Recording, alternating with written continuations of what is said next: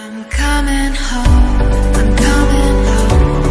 Tell the world I'm coming.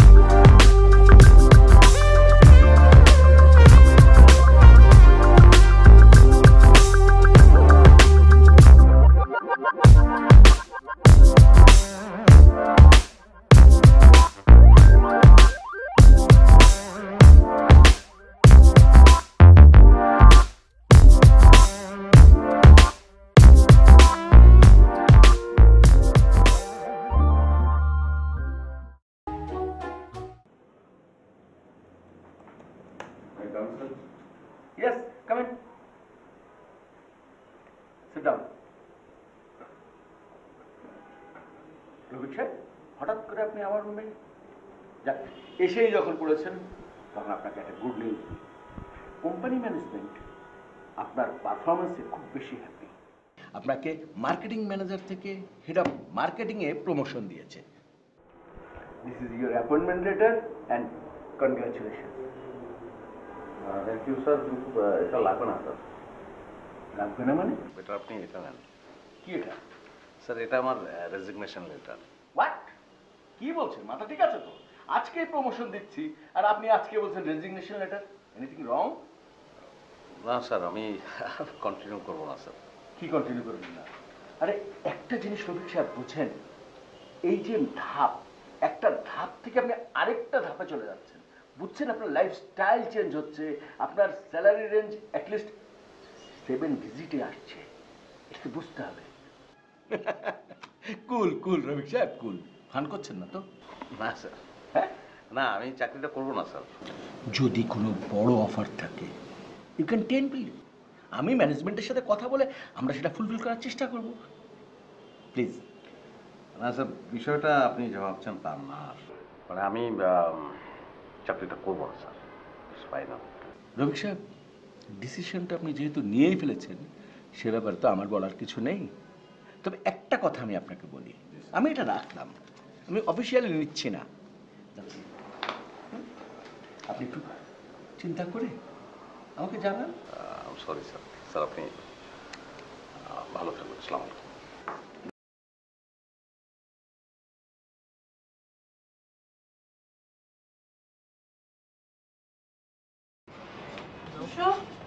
বোতাম লাগিয়েছো দেখি। আর তোমার হলো? প্রায়। দেখি বোতামটা লাগো।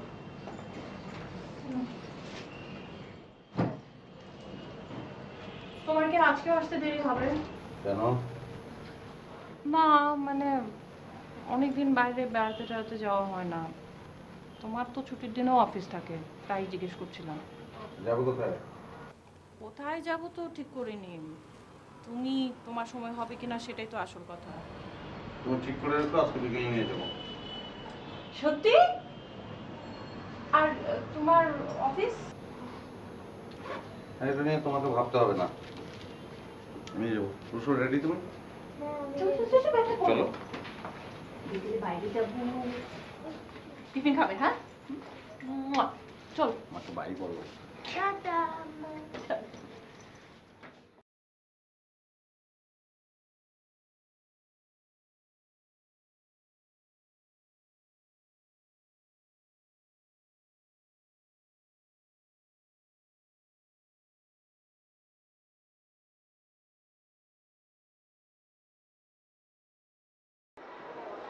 মামা যাবেন? Lake drive road. অন্য রিক্সা দেখেন। মামা যাবেন? স্যার আপনি রিক্সা চালাচ্ছেন? এটা রিক্সা। কিন্তু কেন স্যার? তুমি এখন কোথায় যাচ্ছ? অফিসে? জি স্যার। দেরি হয়ে যাচ্ছে, তাড়াহুড়া। জি স্যার। তা এখন অফিসে ঢুকে কি করবে? বিকেল 5টা পর্যন্ত র্যান্ডম কাজ করবে, তারপর বাসায় ফিরবে। আর যদি বাসার বাজার করতে হয় তাহলে বাজার টাজার করে বাসায় ফিরতে রাত 8টা। তারপর ফ্রেশ ট্রেশ হয়ে আরও 2 ঘন্টা অফিসের কাজ, জি স্যার। তারপর খাওয়া দাওয়া, আবার সকাল 7টায় এলাম। কত বছর চাকরি? স্যার 4 বছর। তো 4 বছর ধরে একই রুটিনে কাজ করে যাচ্ছ, তোমার বোর লাগে না? আমি ক্লান্ত। অবশ্য আমার 2টা ফিক্সড ডিপোজিট করা আছে, সেখান থেকে টাকা আসে, সেই টাকা থেকে সংসার চলে। তারপর 2টা ফ্ল্যাট ভাড়া দেওয়া আছে, সেখান থেকেও টাকা আসে। আমি ভালো আছি, হ্যাপি। আমার সংসারে কোনো সমস্যা নাই। রিক্সা চালাই, কিছু একটা করতে হবে তাই। চলে চালালাম না, চলে চালালাম না। স্যার যাবেন নাকি? কোথায় যাবেন? 13 নম্বর।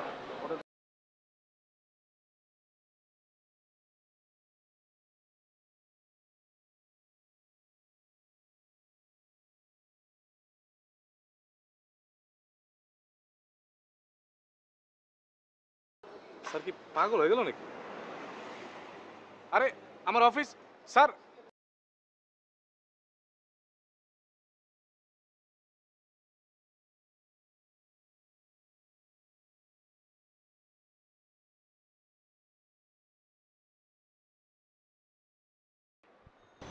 স্যার আপনি অভিনয় করেন, আপনার অভিনয় আমি স্যার দেখছি। Thank you, thank you. আচ্ছা, কত দিব? আপনি খুশি স্যার? স্যার আমিও কিন্তু অভিনয় করি স্যার। আপনিও? জি স্যার। ও গুড, ভেরি গুড। কিন্তু মানে আপনাকে দেখেছি বলে মনে হয় না ফিল্মে অ্যাক্টিং করেন। না স্যার, বাস্তব জীবনে অভিনয় করি, এই যে রিক্সা চালাই স্যার। না, হ্যাঁ ঠিক। আমরা প্রতিটা মানুষই প্রত্যেকটা সময় কোনো না কোনো চরিত্রে অভিনয় তো করছেই, কিন্তু আমাদের অভিনয়টা একটু ভিন্ন। কিরকম স্যার? না মানে এই যেমন ধরেন আপনি রিক্সা চালাচ্ছেন, মানে এই মুহূর্তে আপনি রিক্সা চালকের চরিত্রে আছেন, জীবিকা নির্বাহ তাগিদে। আমাদের জীবনটা কি জানেন, আমরা সব সময় প্রতিটা মুহূর্তে বিভিন্ন চরিত্রে অভিনয় করছি। কখনো এরকম রিক্সাওয়ালার চরিত্রে, কখনো ড্রাইভার, কখনো পুলিশ, দারোয়ান, ডাক্তার, বিভিন্ন চরিত্রে সবসময় অভিনয় করছি। তবে যখন যে চরিত্রটা করি সেই চরিত্রটা নিজের মধ্যে আমরা ধারণ করার চেষ্টা করি, আর এভাবে প্রতিটা চরিত্রের কিছুটা হলেও স্বাদ আমরা উপলব্ধি করতে পারি, যেটা পৃথিবীর অন্য কোনো পেশার মানুষের দ্বারা মানে এই স্বাদ নেওয়া সম্ভব না। এটাই জীবনের মনে করেন অভিনয় জীবনের একটা বড় পাওয়া। স্যার আপনাদের এই পেশায় কি এরকম কোনো ব্যাপার আছে, মানে মনে করেন যে একবার অভিনয় ঢুকলেন তো সারা জীবন কি অভিনয়ই করতে হবে, এরকম কিছু? আরে না না, তবে কিছু নিয়ম তো সব জায়গায় থাকে। যদি এখানে মনে করেন যে আমি কোনো ডিরেক্টরকে ডেট দিলাম, তো সেই ডেট অনুযায়ী সময় মতো তার সেটে যাওয়া, শুটিং শেষ করে আবার আসা, এটা তো একটা নিয়মের মধ্যেই পড়ে, ওটা বলতে হয়। আর যদি ডেট না দেয় তাহলে তো কোনো প্রশ্নই নাই সিস্টেমের। ও আচ্ছা, কথা মনে করলেন না স্যার। স্যার আপনি আমার একটু সাহায্য করবেন স্যার। কেমন? স্যার আমি একটু অভিনয় করতে চাই স্যার। মানে ব্যাপারটা তো, অভিনয়টা তো এত সস্তা জিনিস না যে কেউ চাইলেই পারে না। না স্যার, বিষয় সেটা না, সস্তা না, অবশ্যই দামি স্যার, কিন্তু স্যার আমার মনে হয় কি আমি পারবো। আপনি একটু যদি ব্যবস্থা করে দিতেন, আর আমি যদি না পারি তাহলে স্যার আপনার দোষ দিব না স্যার। দেখেন, আমি তো শুধুমাত্র অভিনেতা, অভিনয় করি, আমার তো এই ক্ষমতা নাই, এটা করে ডিরেক্টররা। স্যার আপনি যদি ডিরেক্টরদের একটু বলে দেন স্যার। আচ্ছা, ঠিক আছে, আসবেন, আমি ডিরেক্টরকে বুঝিয়ে বলবো, কোনো এক সময় আসেন। জি স্যার, আপনার নাম্বারটা দেন।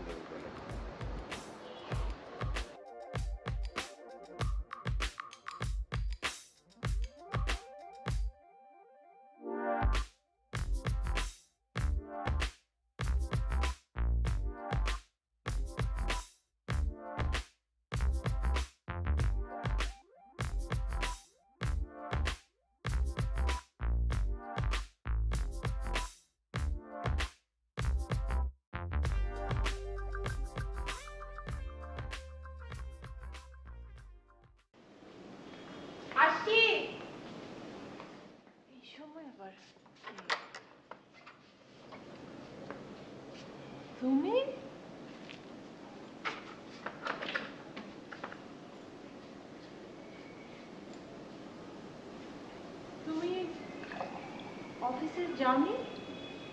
হ্যাঁ গিয়েছিলাম, একটু কাজকর্ম খুব একটা ছিল না, আর শরীরটাও ভালো লাগছে না, চলে আসলাম।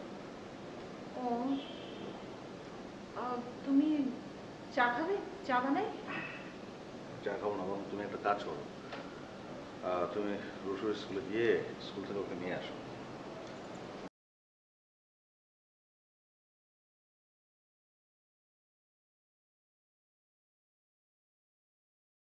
আমি নিজে অনেক ঝামেলার মধ্যে আছি এই এই এই ব্যাপারটা নিয়ে। তুমি মানে আমি চাই না আমার কোনো কারণে তুমি কোনো কষ্ট পাও। আমি একটা ভয় ভিতরে কাজ করতেছে, কেন কাজ করতেছে আমি জানি না। ভাবনাগুলো আমার না। আমি আমি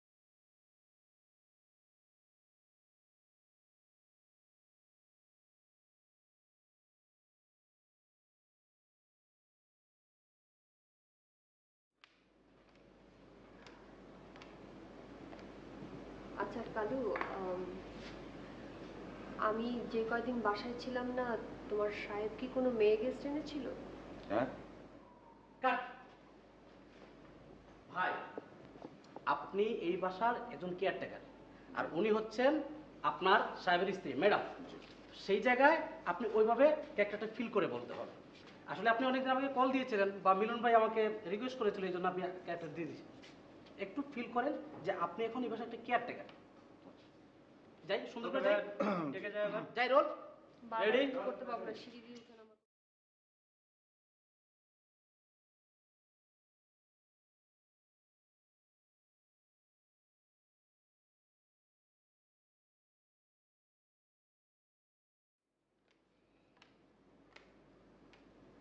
আচ্ছা কালু, আমি যে কয়দিন বাসায় ছিলাম না, তোমার সাহেব কি কোনো মেয়ে গেস্ট এনেছিল?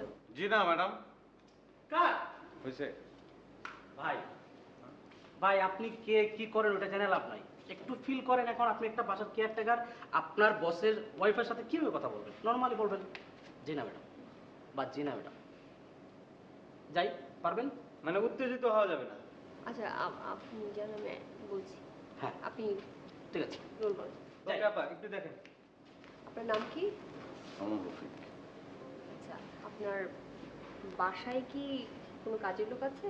হ্যাঁ আচ্ছা, কি নাম ওনার? ওনার হারুন। হারুন। আপনি ফিল করেন যে আপনি হারুন। ঠিক আছে, আপনি যেভাবে কথা বলেন আমি ওইভাবে বলছি, আর হারুন হয়ে আপনি কথা বলেন। ডেলিভারিটা ওইভাবে দিলেই হয়ে যাবে। ঠিক আছে, যাবো যাবো। রোলিং।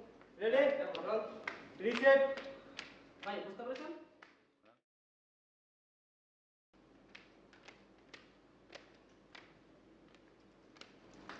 আচ্ছা কালু, আমি যে কয়দিন বাসায় ছিলাম না, তোমার সাহেব কি কোনো মেয়ে গেস্ট এনেছিল? জি না ম্যাডাম। আচ্ছা, গুড। এই তো সুন্দর ছিল। নাজমুল, এক খামটা নিয়ে এসো। কি অবস্থা? কালকে কালকে আলিটিমে চলে আসলে ফার্স্ট টাইম শুরু করলে ফার্স্ট টাইম ছেড়ে দেবো। আর ঠিক আছে তাহলে ভাই ইউনিট কি মুভ করাবো? হ্যাঁ, মোটামুটি সবাইকে উপরে তুলো।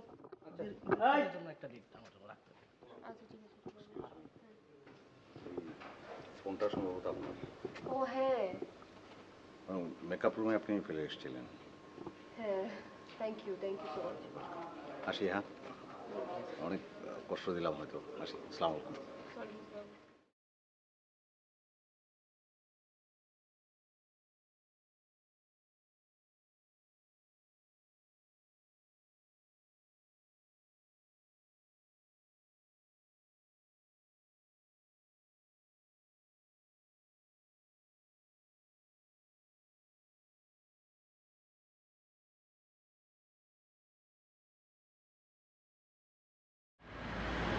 আপনি হেঁটে যাচ্ছেন যে?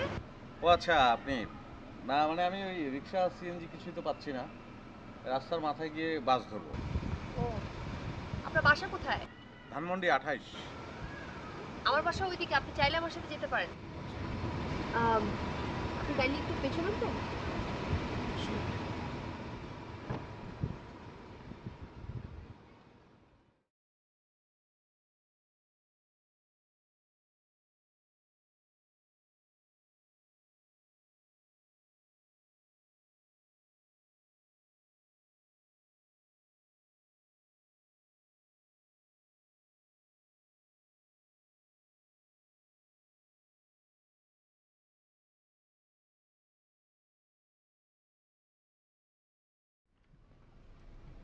আপনি একটা মিনিট বসেন, হ্যাঁ?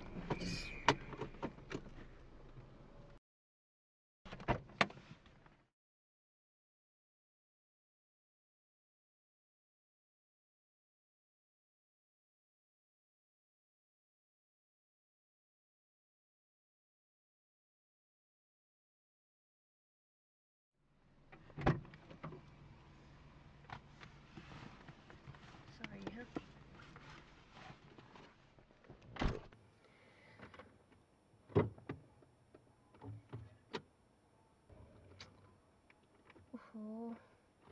আরে দেখ, কোনো সমস্যা?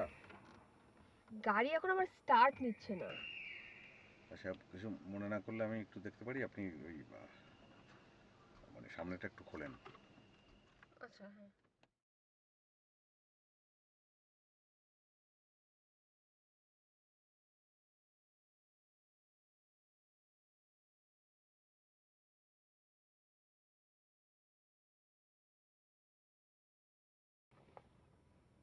কি হয়েছিল? ওই আপনার ব্যাটারির কানেকশনটা একটু লুজ হয়ে গিয়েছিল। ও, কি করে বুঝলেন আপনি? খোলার সঙ্গে সঙ্গে মানে আন্দাজেই মনে হলো লুজ, টাইট করে দিলাম বাস। আচ্ছা আচ্ছা, থ্যাংক ইউ। আপনি চাইলে সামনে এসে বসতে পারেন। ও আচ্ছা।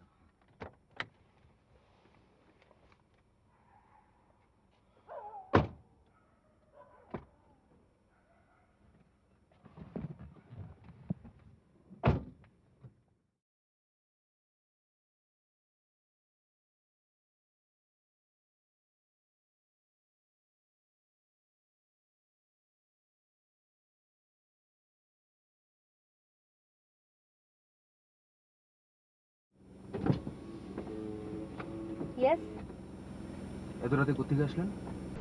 শুটিং ছিল। শুটিং? এত রাত পর্যন্ত শুটিং হয়? হ্যাঁ। ঠিক আছে, ড্রাইভিং লাইসেন্স দেন আর গাড়িকে অ্যাপ্লাই করে দেন।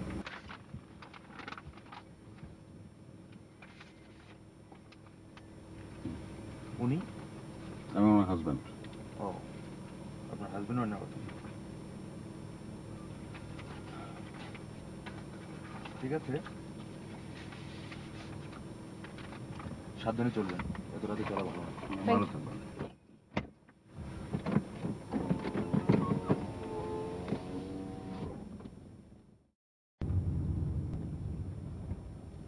আপনি নামেন।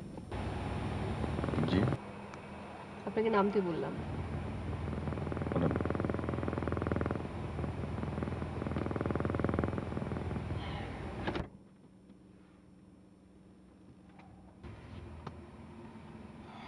দেখেন, আমি যদি হাজব্যান্ড অ্যান্ড ওয়াইফ না বলতাম, ওরা তো সহজে ছাড়তো না, অনেকক্ষণ তর্ক করতো আপনার সঙ্গে। এনিওয়ে, থ্যাংক ইউ, আপনি যান।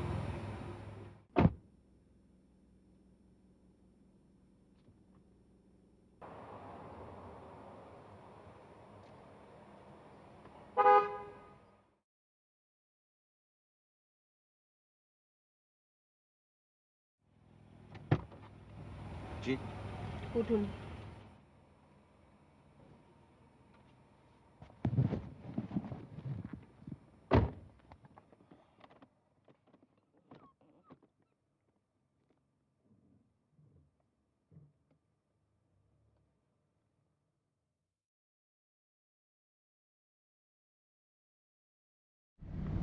আপনি তো অনেক ব্রিলিয়ান্ট।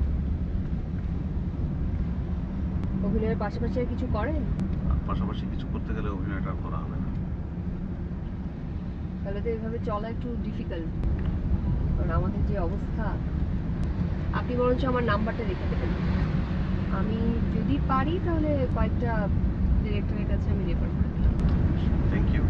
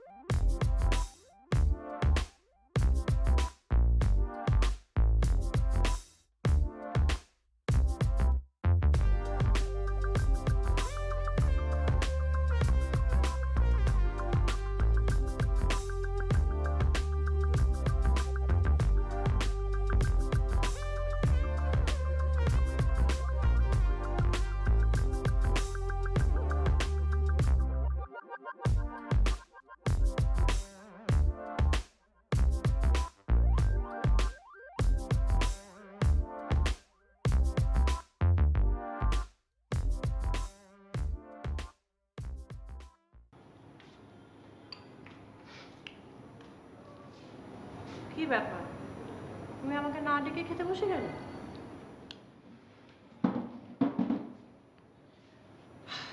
তোমার কান্না দেখে আমার মনে হলো তুমি গভীরভাবে শোকাহত। খাবে না? শোকাহত হব না মানে? ইস, কাজের মেয়েটার উপর কি পরিমাণের অমানবিক নির্যাতনই না করলো জানো। কাজের মেয়েটাকে খেতেও দেয় নাই।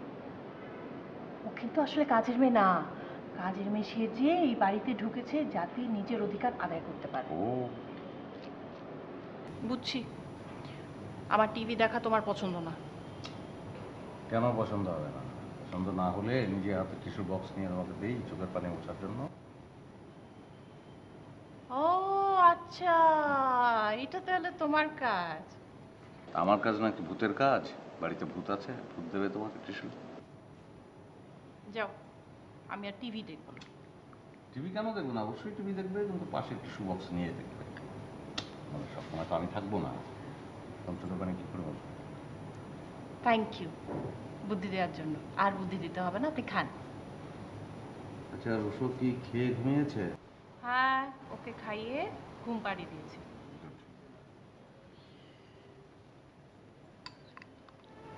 হাই, শোনো না, কালকে আমাদেরকে কোথাও বেড়াতে নিয়ে চলো না। ঠিক আছে।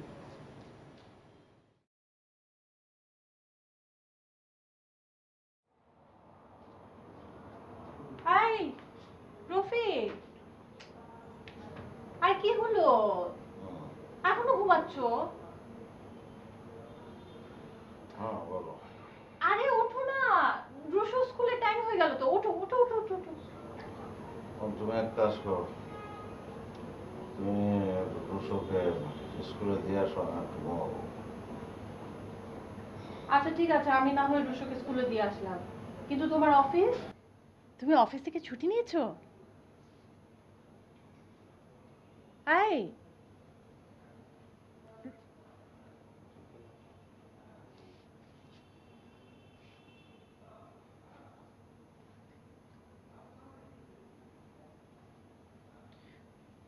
আচ্ছা, আমি রুশোকে স্কুলে দিয়ে আসবো, আর যাওয়ার আগে টেবিলে খাবার দিয়ে যাব, উঠে খেয়ে নিও।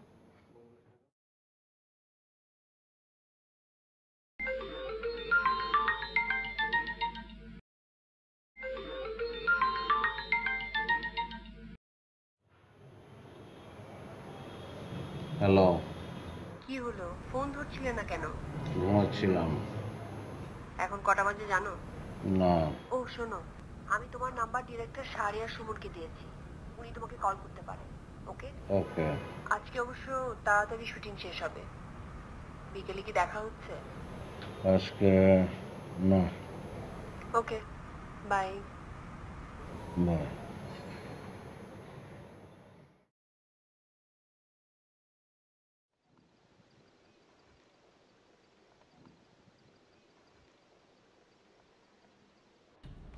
সুন্দর না? প্রত্যেকটা পড়লেই নৌকায় উঠবো, লেকে ঘুরবো, ভালো হবে না? শোনো না, হুম আমাদের ওই যে নিচের তলার রাহা ভাবি, হুম রাহা ভাবির হাজবেন্ড তো তাকে খুব সুন্দর একটা শাড়ি কিনে দিয়েছে গতকাল, রাশিয়ান জর্জেট, মার্কেটে নতুন আসছে। হ্যাঁ। তুমি তো আমাকে কতদিন ধরে শাড়িটারি কিছুই কিনে দাও না। হুম রফিক, শাড়িটা আমার পছন্দ হয়েছে। ঠিক আছে, তুমি ফ্ল্যাটের ভাড়া উঠিয়ে সেখান থেকে সংসারের খরচ বাদ দিয়ে বাকি টাকা দিয়ে শাড়ি কেনো। কেন সংসার খরচ থেকে তারপর আমাকে শাড়ি কিনে দিতে হবে কেন?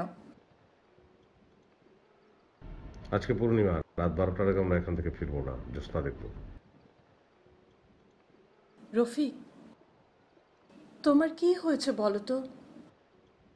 ইদানিং না আমি তোমার মধ্যে বেশ পরিবর্তন খেয়াল করছি। তুমি কোনো টাইম মেনটেন করো না, কখন বাসায় ঢুকো, কখন বাসা থেকে বের হও কোনো ঠিক নাই।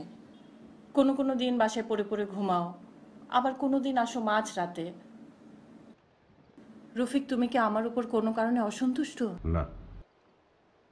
তাহলে? আমি আসলে একটা গণ্ডিবদ্ধ জীবনের মধ্যে ছিলাম, সেই গণ্ডিবদ্ধ জীবনের মধ্যে আমি আর নাই। আমি এখন স্বাধীন। আমার ইচ্ছে হলে আমি কাজ করব, ইচ্ছে না হলে আমি কাজ করব না। এই অবস্থায় আমি আছি, আমি ভালো আছি। এই তুমি তুমি কি তোমার চাকরি ছেড়ে দিয়েছো? অনেক আগে। কি রফিক, তুমি চাকরি ছেড়ে দিয়েছো? হ্যাঁ, বললাম তো অনেক আগে। আশ্চর্য রফিক, তুমি চাকরি ছেড়ে দিয়েছো অথচ তুমি আমাকে জানালেও না। ওকে ওকে ফাইন, তো এখন তুমি কি করছো? এমন কাজ যে কাজে সব পেশার স্বাধীনতা আছে। আমি খুব ভালো আছি, দারুণ আছি। রফিক, তোমার এই জিলাপির মতো আড়াই প্যাচের কথা আমি না বুঝি না, আমাকে কি একটু সহজ ভাষায় বোঝাবে প্লিজ? আমি অভিনয় করছি। মানে অ্যাক্টিং। আমি অ্যাক্টিং করছি। আজকে পুলিশের চরিত্র, কালকে চোরের চরিত্র, পরশুদিন ডাকাতের চরিত্র, তারপরের দিন কেয়ারটেকারের চরিত্র, নানান চরিত্র। তুমি এগুলো কিছুই বুঝতে পারছো না। অনেক ভালো আছি, দারুণ আছি, আই এম হ্যাপি। কি বলছো তুমি? তুমি পাগল হয়ে গেলে নাকি? সবাই পাগল। আমি, তুমি সবাই পাগল।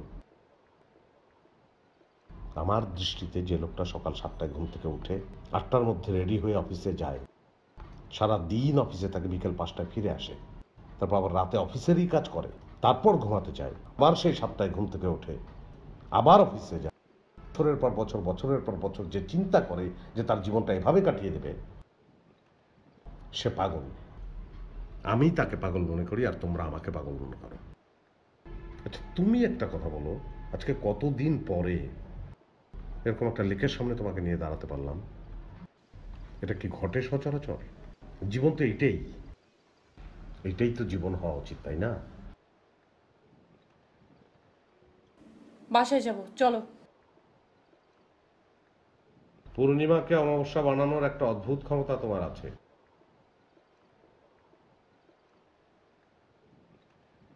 কি বললে?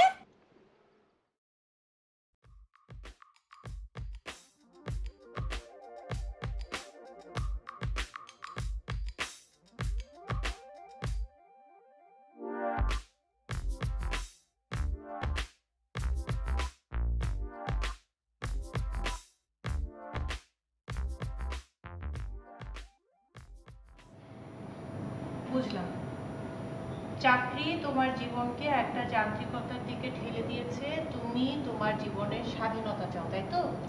তাহলে ব্যবসা করো, নিজের ব্যবসা তো নিজের ব্যবসা, কেউ তো হস্তক্ষেপ করবে না, সুতরাং তোমার স্বাধীনতাও খর্ব হচ্ছে না। হ্যাঁ, ব্যবসায় প্রত্যক্ষভাবে স্বাধীনতা হয়তো খর্ব হবে না, কিন্তু পরোক্ষভাবে হবে। কিভাবে?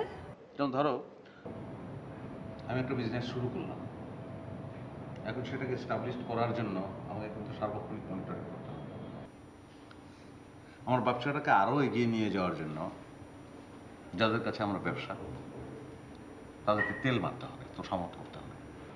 আর সবচেয়ে বড় কথা হলে, চাকরি করলে তবু অফিস থেকে ফিরে এসে বাকি সময়টুকু অন্তত স্বাধীন এক প্রকার, কিন্তু ব্যবসা করতে গেলে মাথার মধ্যে অফিস ঢুকে যাবে, মানে প্রতিষ্ঠানটা মাথার মধ্যে থাকবে।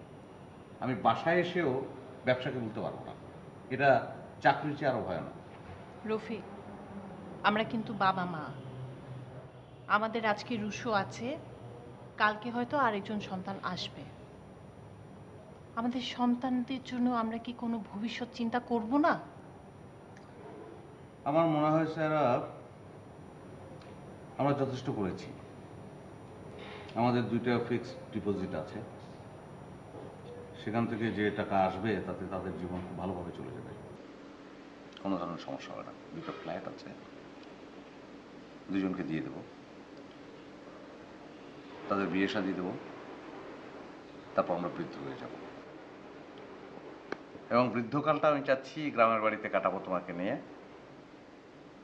আর যদি তুমি তার আগে মারা যাও, তাহলে আমি একটা বৃদ্ধাশ্রমে চলে যাব, সেখানে আমার সমবয়সী লোকদের সঙ্গে দিনগুলো পার করে দেবো, যাতে আমার ছেলের বউ কখনো বলতে না পারে যে আমার শ্বশুর আমাদের কাঁধে বোঝা হয়ে আছে, বা আমার মেয়ের জামাই বলতে না পারে আমাদের শ্বশুর আমাদের কাঁধে বোঝা হয়ে আছে। আর যদি আমি আগে মারা যাই, তাহলে তুমিও তাই করবে, বৃদ্ধাশ্রমে চলে যাবে। আমাদের সন্তানরা আমাদের থেকে কি পেল? বাস এইটুকুই দিয়ে যাব? না স্যার, আমার মনে হচ্ছে তাদেরকে যথেষ্ট দেওয়া হয়েছে। আর কি দেব?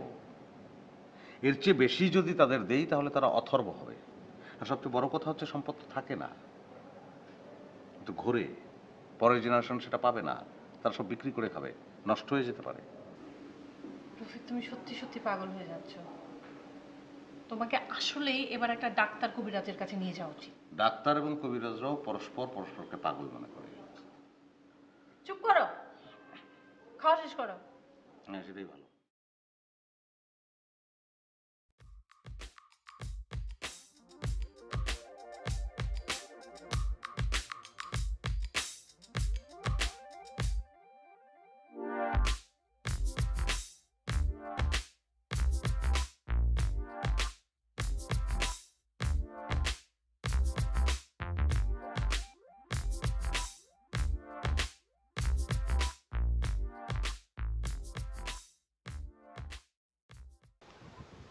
আমি এই জায়গাটা আগেও এসেছি, তখন এত সুন্দর লাগেনি। আজকে জায়গাটা খুবই সুন্দর লাগছে। কেন? কারণ তুমি এই জায়গাটার গ্ল্যামার।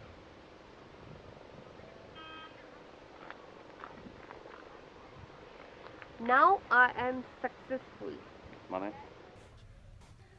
মানে এতদিন পরে তোমার মুখ থেকে তুমি শব্দটা বের হয়েছে। তোমাকে তুমি বলার জন্য কত নায়ক অপেক্ষা করে থাকে, অথচ তুমি। তা হয়তো থাকে, কিন্তু যাই না কেন দিন দিন তোমার এই সরলতার প্রতি আমার দুর্বলতা বেড়ে যাচ্ছে। তুমি না খুব সাধারণ একটা মানুষ, তাও কেমন যেন অন্য সবার কাছ থেকে আলাদা। হয়তোবা সেজন্যই।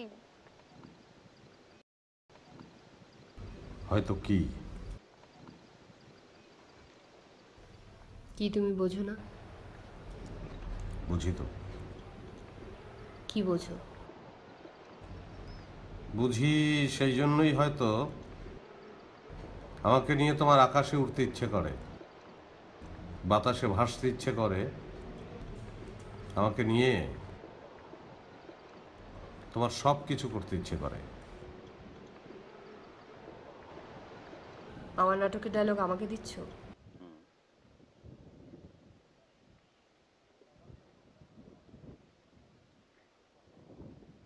কি সব নায়িকা কিরকম? মানে রেগে গেলে সবাইকে কি তোমার মতো সুন্দর লাগে, না এটা তোমার স্পেশাল কোয়ালিটি?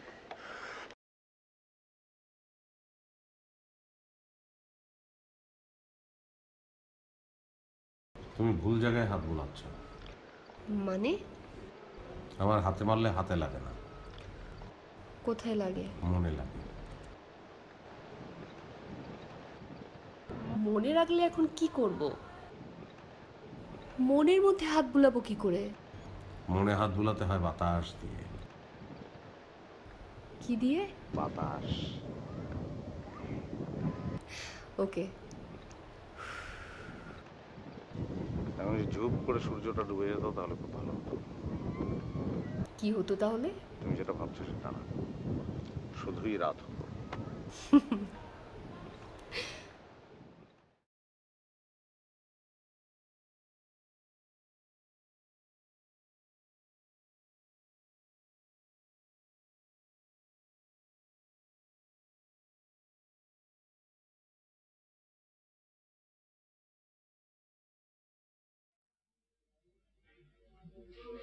কালো কি তোমার শুটিং আছে? হ্যাঁ। রুশো আজকেও অনেকক্ষণ তোমার জন্য অপেক্ষা করে তারপর কান্নাকাটি করে রাতে ঘুমিয়ে গেছে। প্রত্যেক দিন এভাবে যদি না খেয়ে ঘুমায় ওর শরীর তো খারাপ হবে। তো কি করবো আমি? তুমি তো জানো তোমার ছেলে তোমাকে ছাড়া খেতে চায় না, বিশেষ করে রাতের বেলা।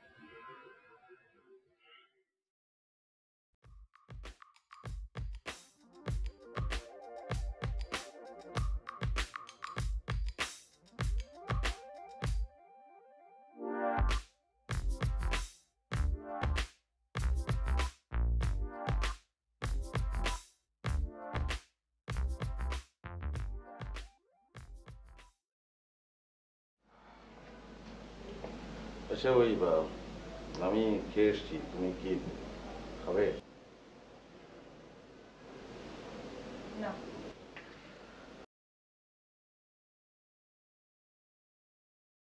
বাতাসটা সুন্দর না আজকে? হুম। আচ্ছা তুমি এতগুলো টাকা ওখানে দিলে কেন? এগুলো আমার অতিরিক্ত টাকা, দরকার নেই তাই দিয়ে দিলাম। মানে? মানে হচ্ছে এখন আমার যা প্রয়োজন তার চেয়ে অতিরিক্ত টাকা আমি রোজগার করছি। অতিরিক্ত টাকাগুলো আমার দরকার নাই বলেই আমি মনে করি আমি একটা অনাথ আশ্রমে টাকাগুলো দিয়ে দিই। আমি খোঁজখবর নিয়ে দেখেছি মানে কোনো সরকারি অনুদান যায় না। সেটা ঠিক আছে, কিন্তু আমাদের ফিউচার ফিউচার মিন্স মানে টাকা দিয়ে দিলে ভবিষ্যতে কি হবে? শোনো, তোমাকে একটা প্রশ্ন করি, একটা পরিবারের বেঁচে থাকার জন্য কি কোটি টাকার প্রয়োজন আছে, নাকি একটা নির্দিষ্ট অঙ্কের টাকা হলেই জীবনটা চমৎকার করে পার করা যায়? আমার মনে হয় পার করা যায়। অথচ এই টাকার পেছনে ছুটতে ছুটতে আমরা মানব থেকে যন্ত্র মানব হয়ে যাচ্ছি। শান্তিটা নষ্ট কিন্তু এভাবেই হচ্ছে। আমি যদি স্যাটিসফাইড হতে না শিখি, আসলে তো অতিরিক্ত টাকা তো আমার দরকার নাই, অথচ সেটা আঁকড়ে ধরে আমি যতক্ষণ থাকতে চাইব ততই আমার শান্তি নষ্ট হবে, লোভ জাগবে, ইনসিকিউরিটি বাড়বে। আমার মনে হয় না কোনো প্রয়োজন আছে। আমাদের দেশে মানুষের দৈনিক মাথাপিছু আয় কত জানো? 350 টাকা। অথচ এই দেশেই কেউ কেউ দৈনিক কোটি কোটি টাকা রোজগার করছে, কেউ লাখ, আবার কেউ 5 টাকাও রোজগার করতে পারছে না। কেউ তার কালো টাকাকে কি করে সাদা করবে তাই নিয়ে ভাবছে, আর একজন না খেয়ে মারা যাচ্ছে। যদি এমনটা হতো তাহলে খুব ভালো হতো। দেশে একটা মানুষের যতটুকু প্রয়োজন তার অতিরিক্ত যে টাকাটা সে রোজগার করছে সেটা যার নাই তার হাতে চলে যাবে, মেবি থ্রু গভর্নমেন্ট। কিন্তু এমন হলে ভালো হয়, কিন্তু সবই তো স্বপ্ন। তো সারা দেশটাকে তো চেঞ্জ করা যাবে না, আসলে নিজেকে চেঞ্জ করি।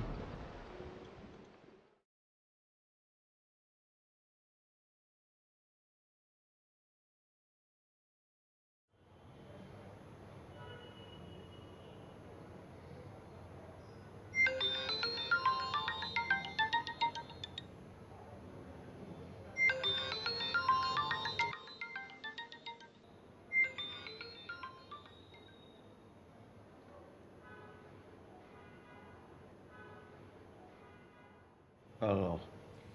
ভাইয়া, আমি আপনার বাসার সামনে 1 ঘন্টা যাবত বসে আছি গাড়ি নিয়ে। আপনাকে দিয়েই ক্যামেরা ওপেন হবে।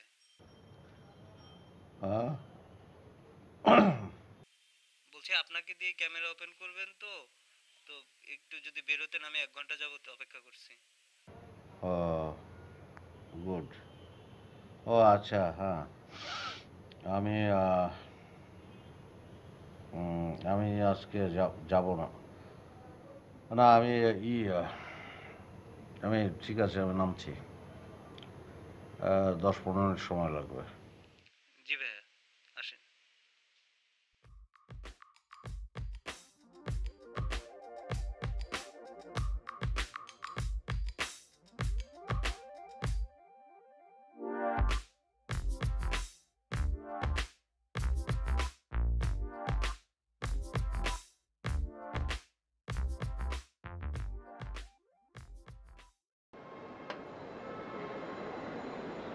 কি ব্যাপার,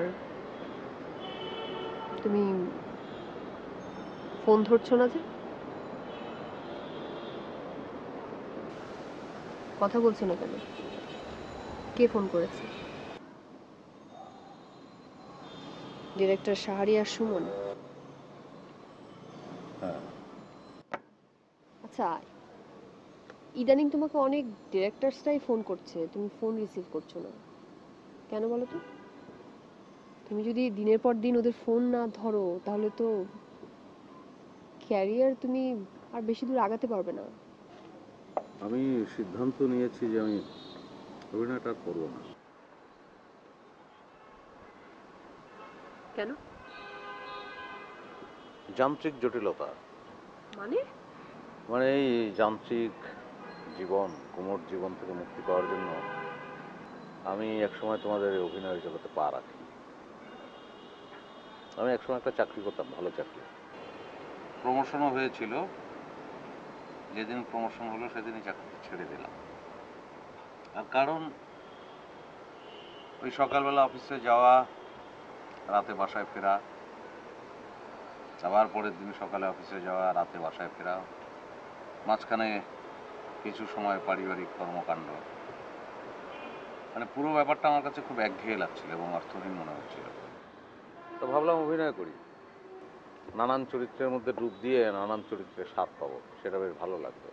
কিন্তু সেটাও তো একই অবস্থা, ঘুরে ফিরে সেই কয়েকটা চরিত্রের মধ্যেই ঘুরছি।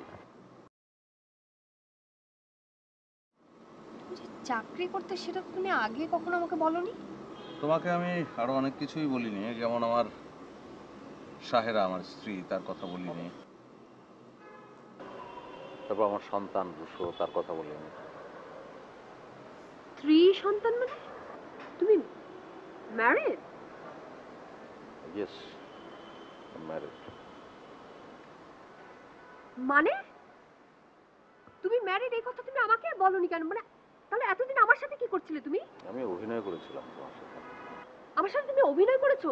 হ্যাঁ। কেন কেন আমার সাথে অভিনয় করেছো তুমি? মানে অভিনয়ের শুরু থেকে ঘুরে ফিরে তোমার সেই পুলিশ, দারোয়ান, কেয়ারটেকার, অফিসের পিয়ন, চাকর, এইসব চরিত্রই তো শুধু করে যাচ্ছিলাম। মানে এসব চরিত্রই ডাকছিল। আমার মনের মধ্যে খুব একটা বাসনা ছিল যে নায়কের চরিত্র করার, কিন্তু আমার এটাও মনে হচ্ছিল যেটা হয়তো আমি পারবো না। প্র্যাকটিক্যালি তোমার সঙ্গে সেই অভিনয়টা করলাম এবং আমি কনফিডেন্ট, আমার ধারণা আমি এটা পেরেছি। ও মাই গড, তুমি তো অনেক ব্রিলিয়ান্ট একজন অ্যাক্টর। সিরিয়াসলি, মানে আমার মতো একজন প্রফেশনাল অভিনেত্রী তোমার অভিনয় ধরতে পারিনি।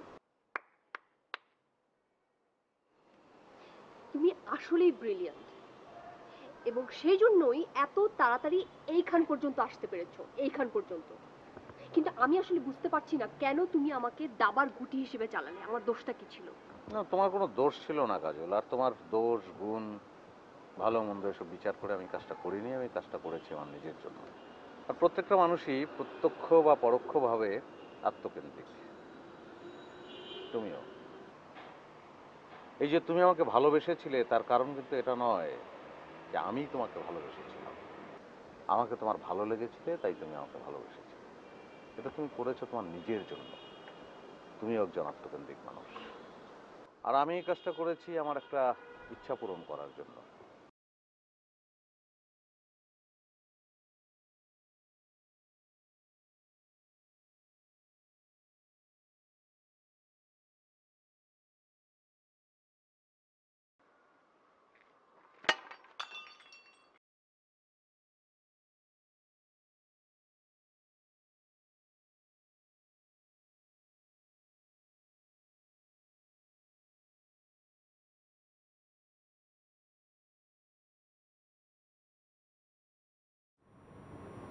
আমি আর অভিনয় করবো না।